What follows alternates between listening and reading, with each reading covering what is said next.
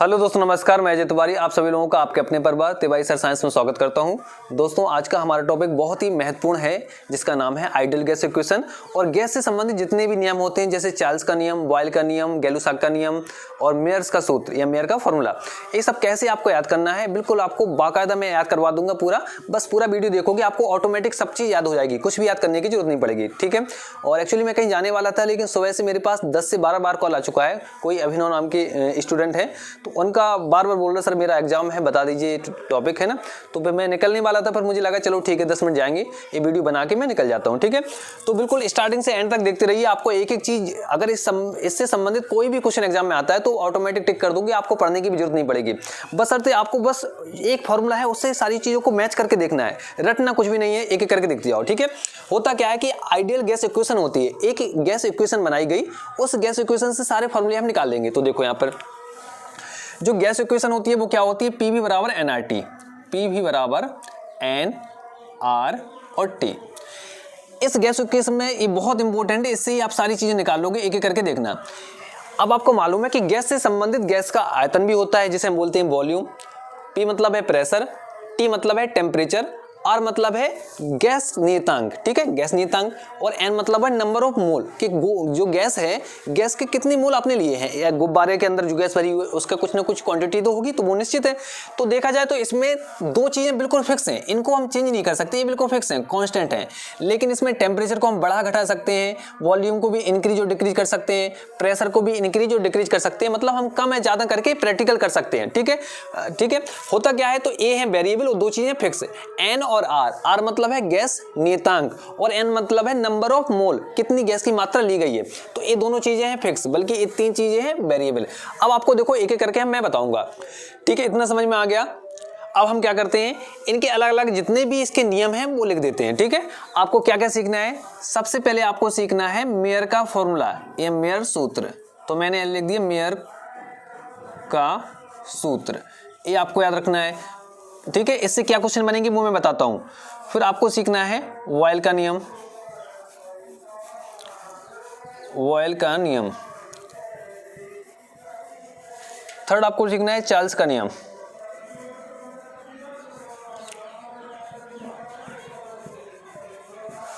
और फोर्थ आपको सीखना है गैलुसाक का नियम।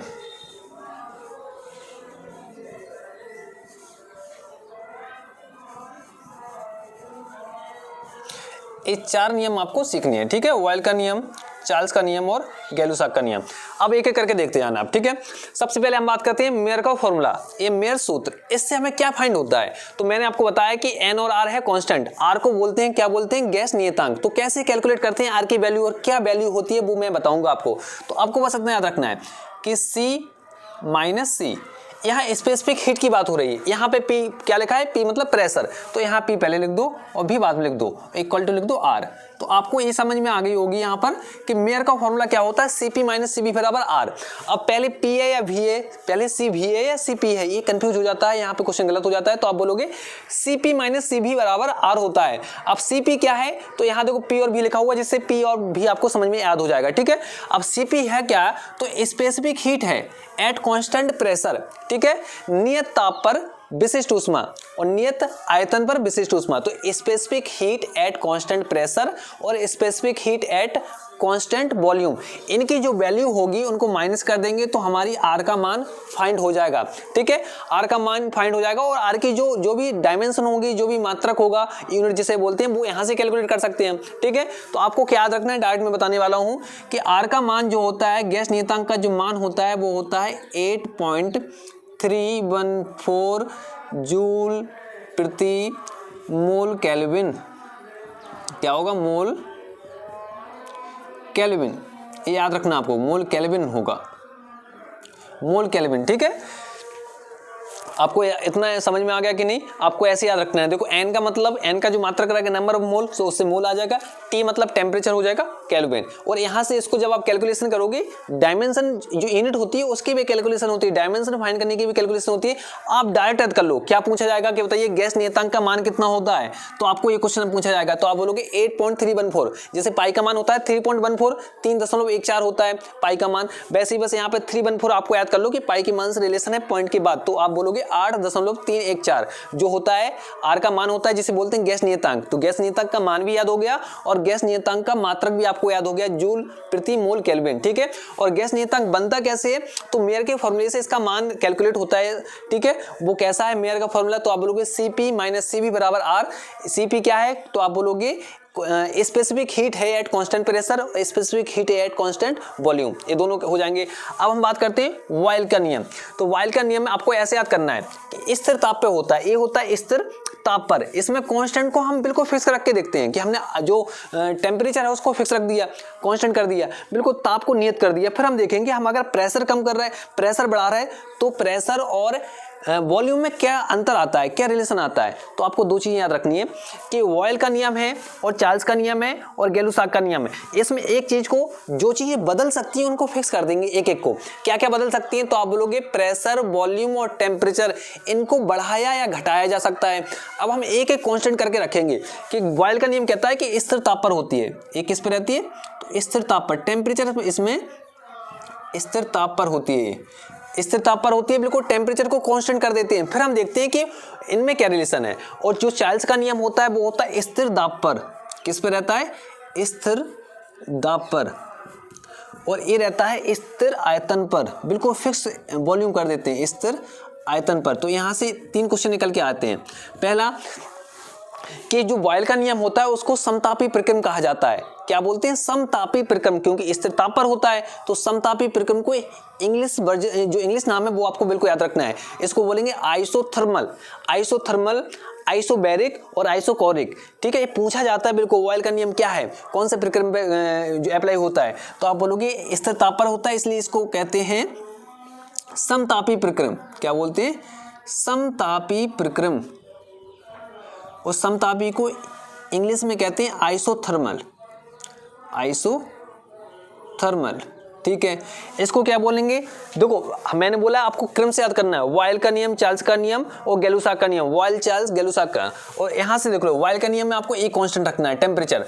चार्ल्स के नियम में प्रेशर और गैलुसाक के नियम में आपको वॉल्यूम कांस्टेंट रखना है। वायल का नियम, चार्ल्स का नियम और गैलुसाक का नियम। ठीक है, वायल का नियम स्थिर ताप पर होता है, इसलिए समतापी प्रक्रम या आइसोथर्मल बोलते हैं इसको। चार्ल्स का नियम स्थिर दाब पर होता है, इसलिए इसको बोलते हैं समदाबीय। दाब समान है तो हम बोलेंगे, हिंदी में तो सेम है समदाबी प्रक्रम, लेकिन हिंदी में ना पूछ के वो इंग्लिश में पूछता है, इसलिए मैं यहाँ पे लिख रहा हूँ आइसोकोरिक, CHORIC। आइसोबैरिक बोलेंगे, यहाँ पे दाब की बात हो रही है, आइसोबैरिक, BARIC। अगर इससे आयतन की बात करेगा तो हम बोलेंगे आइसोकोरिक। ठीक है, तो यहां बोलेंगे सम आयतनीय प्रक्रम होता है, सम आयतनिक, जिसको बोलेंगे आइसोकोरिक।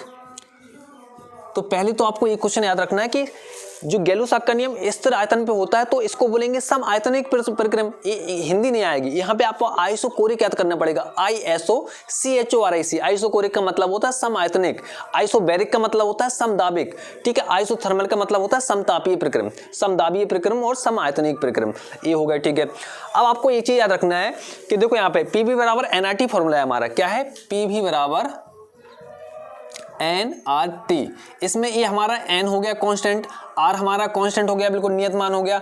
अब हमने T को वैसे नियत बना दिया, कांस्टेंट बना दिया। T को बनाया कि नहीं, स्थिर ताप पर, वायल का नियम स्थिर ताप पर होता है, तो ताप को हमने जब नियत कर दिया, कांस्टेंट कर दिया, स्थिर कर दिया, बिल्कुल फिक्स कर दिया, तो होगा क्या कि P और V चेंज होते रहेंगे, P और V चेंज होते रहेंगे। अब आप खुद बताओ, एक गुब्बारे को आपने प्रेस किया तो उसका जब जैसे ही उसका आप आयतन को कम करोगे, वॉल्यूम को कम करोगे, तो उसके अंदर जो गैस भरी उसमें क्या बनेगा, प्रेशर ज्यादा बढ़ जाएगा। ठीक है, और जैसे आप गुब्बारे को, आप समझ रहे होगे कि गुब्बारे को जितना आप प्रेस करोगे तो प्रेस करने से क्या होगा कि वॉल्यूम कम होगा, और वॉल्यूम कम होगा तो उसका जितना कम वॉल्यूम होगा उतना ज्यादा प्रेशर पड़ेगा अंदर, है ना। तो होगा क्या कि जब ये कांस्टेंट हो जाता है तो हम बोलेंगे, ये तो नियत हो गया, तो हम बोलेंगे PV इक्वल टू कांस्टेंट, क्योंकि ये बचा हुआ, ये भी कांस्टेंट हो गया, 2 कांस्टेंट पहले से थे तो ये तीनों कांस्टेंट हो गए।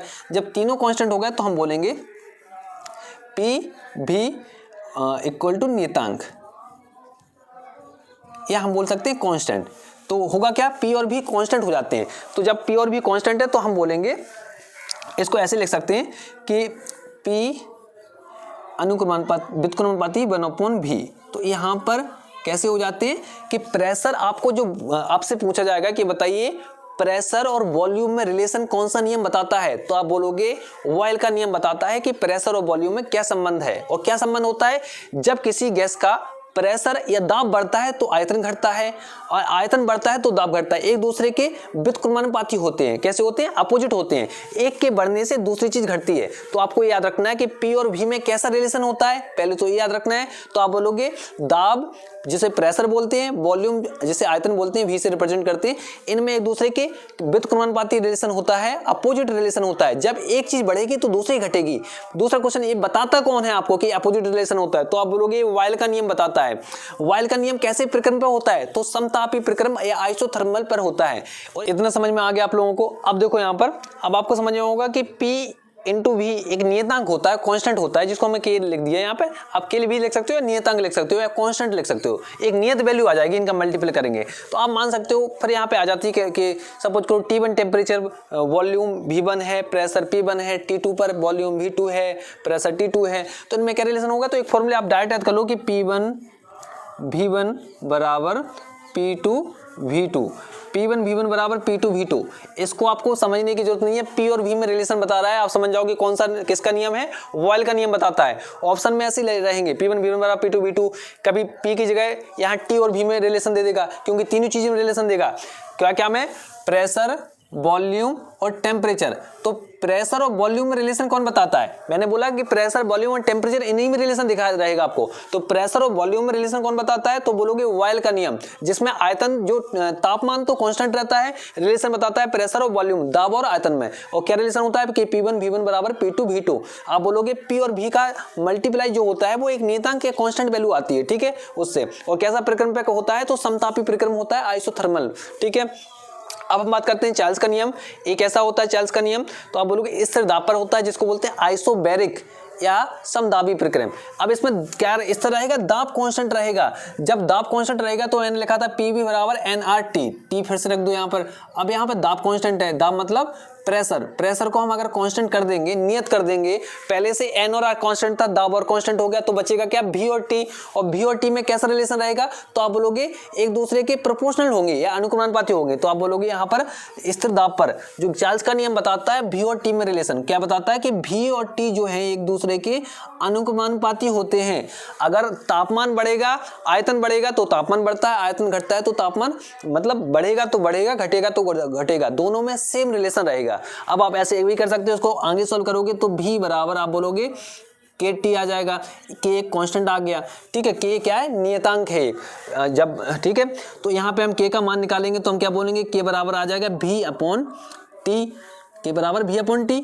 जब हम इसको अलग अलग नाम देंगे कि, ठीक है, जैसे स्थिर दाब है, दाब हमने अभी स्थिर रखा था, अब हम P1 दाब पर निकालेंगे, फिर P2 दाब पर निकालेंगे। तो आप बोलोगे P1 दाब पर वॉल्यूम V1 है, टेम्परेचर T1 है। जैसे P2 प्रेशर पे बोलोगे तो आप बोलोगे V2 और T2 आ जाएगा। अब इसको सॉल्व करोगे तो देखो V1 का मल्टीप्लाई इसमें हो जाएगा, इसका इसमें हो जाएगा। तो यहाँ पे वैसे तो दाब कांस्टेंट रहता है, लेकिन फॉर्मूला बनाने के लिए हम P1 दाब और P2 दाब दो एज्यूम कर लेते हैं। जब एज्यूम कर लेते हैं तो अभी यहाँ रिलेशन क्या था कि K बराबर V अपॉन T था, K बराबर V अपॉन T। तो लेकिन जब P1 प्रेशर लिया था तो V1 अपॉन T1 हो जाएगा, P2 प्रेशर के लिए V2 अपॉन T2 हो जाएगा। जब इसको हम इक्वल टू में ले आ जाएंगे तो आपको मालूम है कि त्रिक गुणा हो जाता है, मल्टीप्लाई हो जाएगा, तो V1 T2 बराबर V2 T1।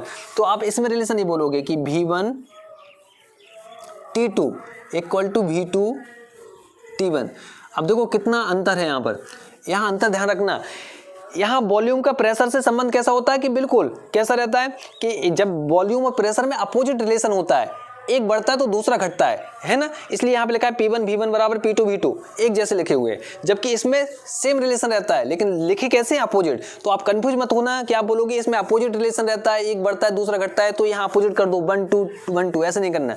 यहाँ सेम फॉर्मूले में सेम ही आता है, जबकि यहाँ रिलेशन कैसा रहता है? सेम रहता है, एक दूसरे के प्रोपोर्शनल होते हैं, लेकिन फॉर्मूले में V1 T2 V2 T1।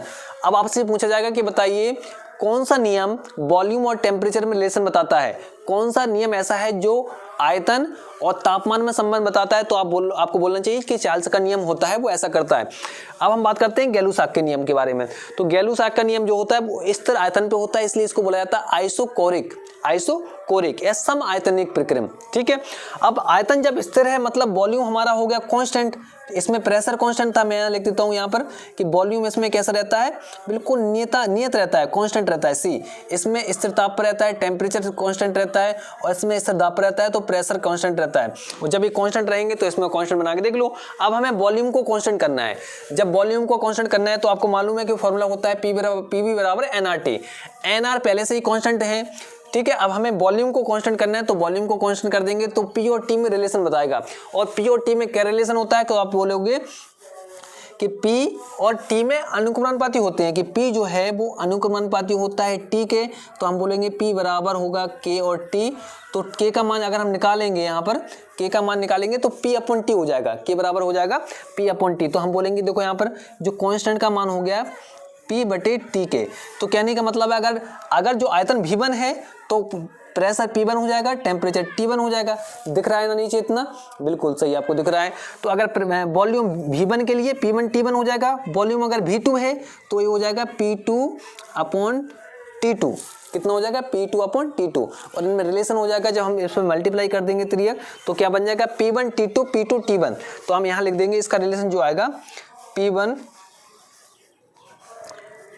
T2 equal to P2 T1। ए इसका रिलेशन आएगा। तो ए कौन सा नियम बताता है, ए है गैलू-साक का नियम। और जो चार्ल्स का नियम क्या रहेगा, V1 T2 V2 T1। और वॉयल का नियम जो रहेगा, वॉयल का नियम वो बताता है P1 V1 बराबर P2 V2। ये तीनों नियम ये हो गए, ठीक है। तो आप ध्यान रखना, टेम्परेचर जो रहता है, टेम्परेचर के साथ अगर प्रेशर का रिलेशन है तो वो बताएगा गैलू-साक का नियम। टेम्परेचर के साथ अगर वॉल्यूम का रिलेशन है तो वो बताएगा चार्ल्स का नियम। लेकिन प्रेशर और वॉल्यूम का जो रिलेशन होता है वो बताता है वॉयल का नियम। ये आपको याद रखना है। और इन्हें जो आपको सामने लिखा है सेम इसी की थ्योरी लिखी रहेगी किसी भी बुक में। आप लिखने वाला एग्जाम तो दे नहीं रहे हो, आपको ऑब्जेक्टिव क्वेश्चन वाले जो ऑप्शनल होते हैं, ऑब्जेक्टिव रहते हैं, उनका एग्जाम दोगे तो आपसे सारे क्वेश्चन बन जाएंगे। आप सॉल्व करके देखना, ठीक है। न्यूमेरिकल जो भी आते हैं वो आर के मान रखोगे, सब कुछ दिया जाएगा, वो भी मैं करवा दूंगा। बस ये थ्योरी आपकी कंप्लीट हो चुकी है, इसको ही पूरा कर देंगे बाद में। इससे संबंधित जो भी न्यूमेरिकल आते रहेंगे वो सब कुछ। तो thank you for watching video. यदि आपको वीडियो अच्छा लगा तो चैनल को सब्सक्राइब कीजिए, वीडियो को लाइक और शेयर कीजिए। चलो अब मैं चलता हूँ, और ठीक है, आप बताना कैसा लगा आपको वीडियो, समझ में आ गया कि नहीं। ठीक है, मैं चलता हूँ, धन्यवाद।